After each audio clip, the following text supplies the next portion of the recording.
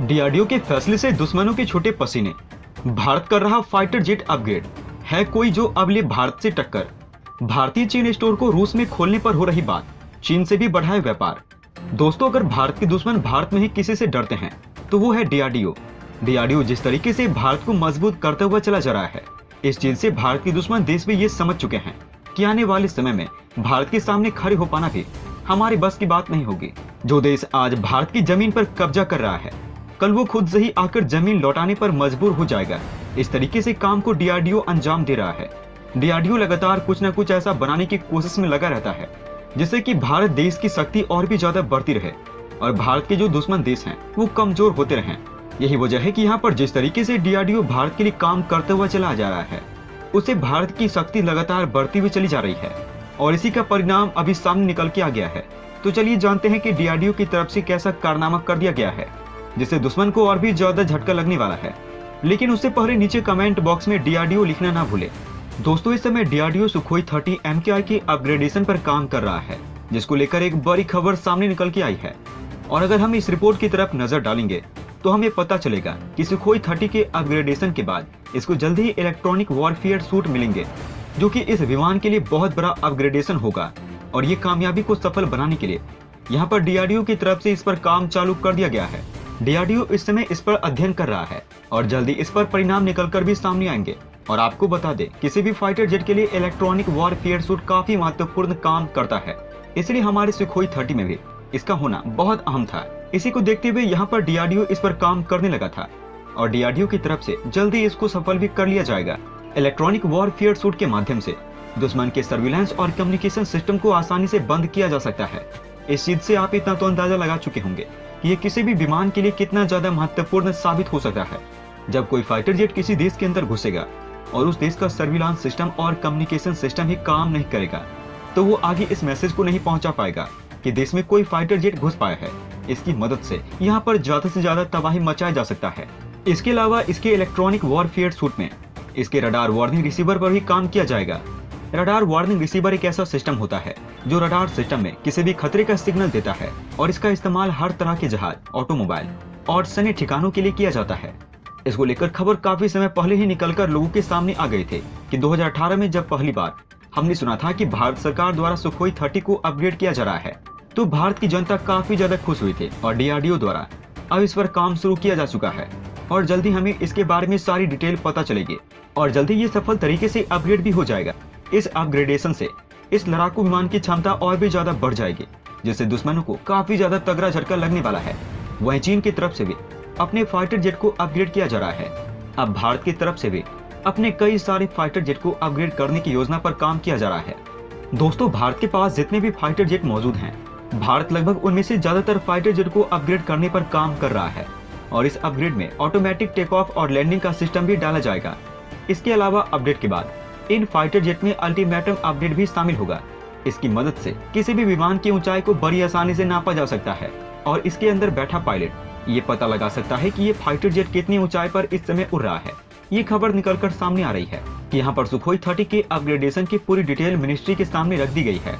और इसके अलावा एक खबर इन दिनों चर्चा का विषय और बनी है, जिसमें पता चल रहा है कि सुखोई 30 के अलावा मिग 29 के अपडेट की खबर भी सामने निकल के आ रही है। लेकिन इस बात की पुष्टि अभी तक किसी भी बड़ी न्यूज एजेंसी के द्वारा या किसी सरकार के अधिकारी के द्वारा नहीं की गई है, इसलिए अभी इस पर साफ साफ कुछ कहा नहीं जा सकता है। दोस्तों, जैसा कि आपको पता होगा, सुखोई 30 एक रूसी फाइटर जेट है और रूस की तरफ से इसको अपग्रेड करने के लिए भारत सरकार के पास एक प्रपोजल आया था। लेकिन भारत सरकार ने इस प्रपोजल को ठुकरा दिया था, ये कहकर कि यहाँ पर भारत सरकार सुखोई 30 को अपग्रेड तो करेगी, लेकिन वो भारत में ही अपग्रेड करेगी। लेकिन इसको लेकर अभी कोई अधिक पुष्टि नहीं हो पाई है कि यहाँ अपग्रेड रूस के द्वारा किया जा रहा है या फिर भारत के द्वारा।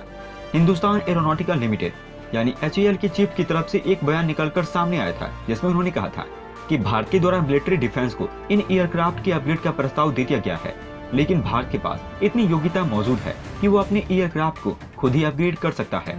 वहीं सुखोई 30 MKI की कीमत 10,730 करोड़ रुपए थी। इसके अलावा 18,148 करोड़ की इस परियोजना में 59 मौजूदा मिग 29 को अपग्रेड करने पर भी काम शामिल था।